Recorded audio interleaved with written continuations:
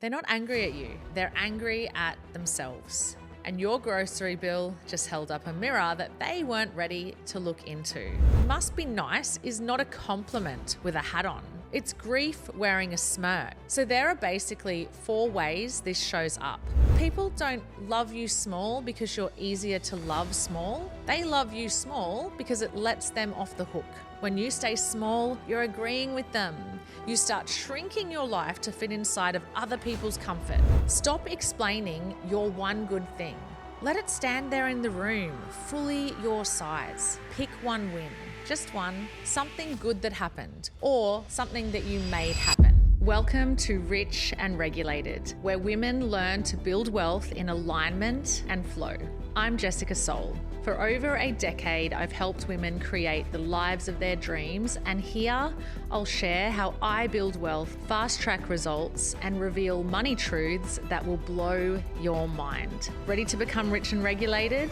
Let's get wealthy. Babe, I want to start somewhere a little bit tender today because I think you already know exactly what I'm going to talk about. You've felt it. You just maybe never had words for it. So here's the line I want you to sit with. They're not angry at you. They're angry at themselves. And your grocery bill just held up a mirror that they weren't ready to look into. They are not angry at you. They are angry at themselves. So let me tell you what I mean by that, because it sounds dramatic until it happens to you. And then it just feels like a punch in the chest from someone you love, right? You do a thing, you make a move. Maybe you finally bought an apartment, or you bought a car in cash, or you booked the trip that you've been quietly dreaming of, and your asset appreciation fully covered the cost of it. And you share it, not to brag.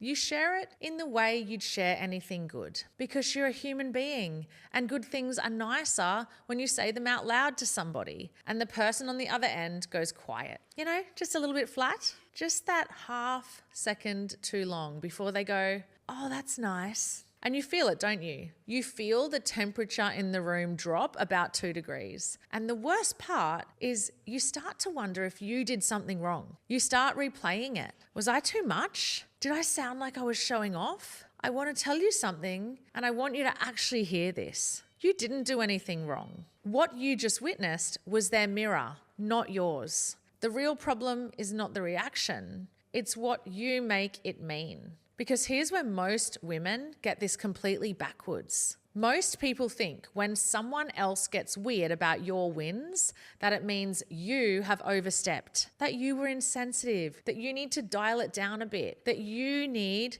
to be humble next time. And so you make their discomfort your responsibility and you start managing it. But really, and I mean this, their reaction to your success was never a referendum on you. It was a status update on them. Their reaction to your success is information about them. It was never a report card on you. And so let me actually teach you this, because once you see the shape of it, you cannot unsee it. And honestly, it will set you free. So there are basically 4 ways this shows up. And I want you to recognize every single one of them so that it never knocks you sideways again. The first one is the quiet. You know when you share the win and someone you love, they just go still. No follow-up, no question, no tell me more. They just change the subject to the weather, to their day, or to literally anything that isn't the wonderful thing you just said. And the silence makes you feel like you've said something you shouldn't have. And trust me, babe, you didn't.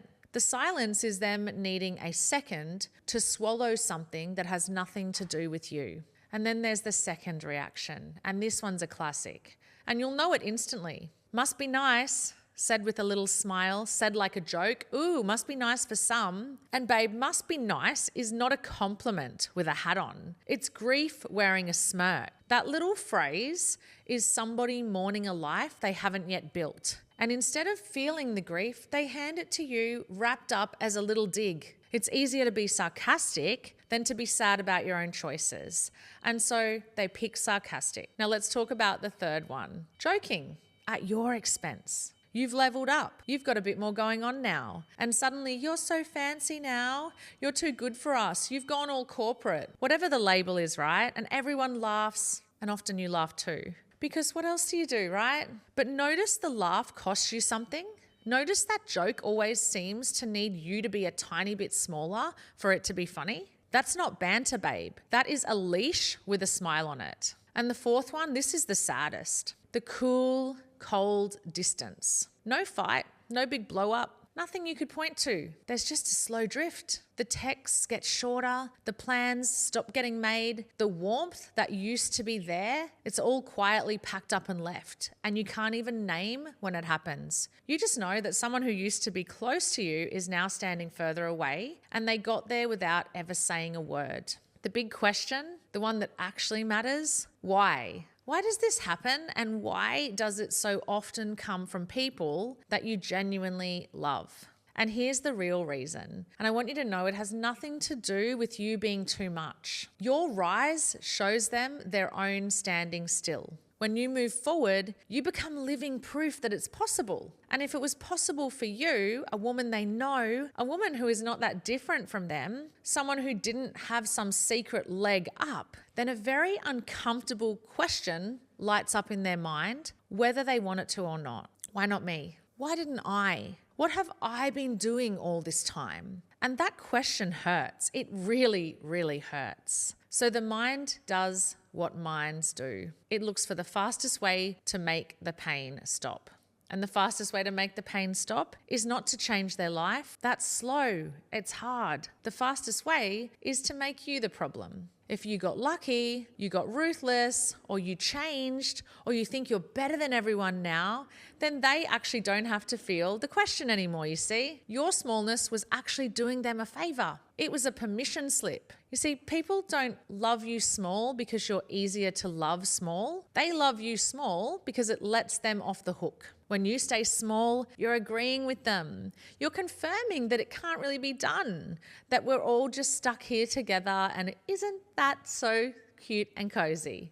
But the second you grow, you literally tear up the permission slip and you stop co-signing the story that nothing is possible. And some people will never forgive you for that because you took away the thing that let them sleep at night. Just quickly, guys, if you're a woman who's earning well but still feels like your money isn't working for you, I can help. My Build Your Wealth portal is the perfect place to begin, and for less than $100 a month, I'll teach you the exact groundwork that has allowed me to create freedom for my family. Just hit the link in the show notes to connect into my community today. Now back to the episode. I want to tell you a story. I worked with a woman once, sharp as anything, who'd finally started doing the thing she'd been talking about for a decade. And her oldest friend, the one who'd been there through everything, started to go a little strange on her. Comments like, "You've changed." And she came to me genuinely heartbroken, asking what she'd done wrong, asking how she could fix it. And I had to say to her gently, "Babe, you didn't break the friendship. You outgrew the version of you the friendship was built on. And those are not the same thing." Now, I have to talk about the cost because this is where it actually gets dangerous. And this is the part I really, really need you to hear. When you feel that chill enough times and you start to adjust, you don't even decide to, right? It just happens. You start pre-editing yourself before you've even opened your mouth. The win happens and your first thought isn't joy, it's, how do I say this to somebody so that no one feels bad? You downplay your successes. You add a little disclaimer like, "Oh, it's no big deal. I just got lucky. Anyone could have done this." You start pre-apologizing for your own goddamn life. And slowly, so slowly that you don't even notice, you actually start choosing smaller wins because the big ones are too awkward to carry in the room you're sat in. You start shrinking your life to fit inside of other people's comfort. And you call that being humble. And that's a con, babe. That's the whole trick, right? We dress it up as humility, as being grounded, as not being ourselves. But babe, shrinking isn't humble. Shrinking is just fear in a nicer outfit. And you're playing for everyone else's comfort with the actual currency of your own expansion. And that is the most expensive thing you will ever buy. And you don't even get to keep it. Now, I know what you're thinking because I thought it too. You're thinking, but Jess, I don't want to lose people, and I really don't want to be one of those women who gets a bit of success and turns all arrogant and insufferable and starts looking down on everyone. I hear you, babe. That fear is real, and it's actually a good sign because it means you care. So let me hold both things for you at once. You can be warm, you can be generous, you can be the first one to celebrate someone else's win. You can be kind, soft, deeply caring for the people you love. And you can also, in the very same body, absolutely refuse to make yourself smaller so that someone else feels taller. Two things live together perfectly well. You can be warm, generous, kind, and still absolutely refuse to make yourself small so someone else can feel tall. Arrogance is needing other people to be beneath you. That's a completely different thing. Arrogance needs an audience to feel above. What I'm asking you to do needs no audience at all. It's just you taking up your actual size and letting other people have whatever feelings they're going to have about that. You're not pushing anyone down. You're just standing up straight, and there's a world of difference, and your nervous system knows it, even if your guilt is trying to blur that line. And yes, babe, some people are going to leave. I won't pretend they won't. When you stop shrinking, some relationships that were quietly built on staying small are going to lose their shape. And that will hurt, especially the close ones, because the closer it is, the deeper it cuts. I'm not going to wave that away, but I need you to reframe what leaving actually is. When someone leaves because you got bigger, it's not a loss. That's information. It's information telling you that what you had together was conditional, that the love was real, but it had a ceiling.